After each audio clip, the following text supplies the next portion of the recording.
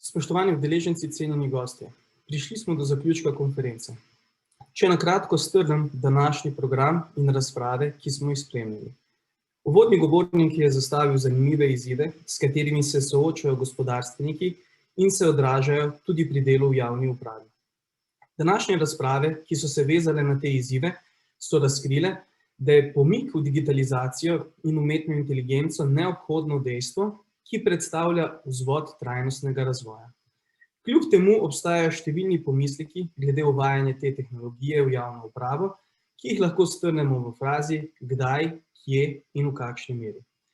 Transparentno, premišljeno oziroma na raziskovalnih rezultatih temelječe uvajanje digitalne tehnologije in umetne inteligence, ki na enakopraven način vključujejo človeka na eni strani in stroj na drugi strani, rešuje natančno opredeljene izzive, s katerimi se sooča javna uprava, ter nesorazmerno ne posega v temeljne človekove pravice in svoboščine, je vodilo, ki ga moramo zasledovati pri uvajanju te tehnologije.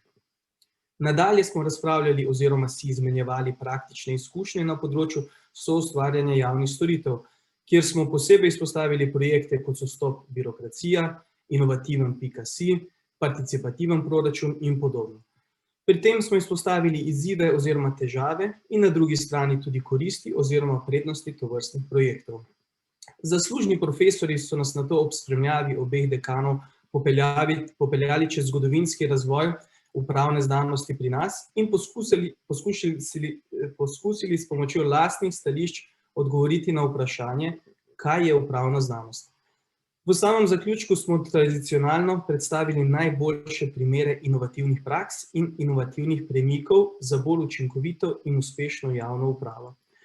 Zmagovalcu letošnjega natečaja iskreno čestitam in upam, da bo služil kot dober zgled celotni javni upravi. Iskreno se vam zahvaljujem za udeležbo in vas vljudno vabim na naše prihodnje dogodke. Lep pozdrav!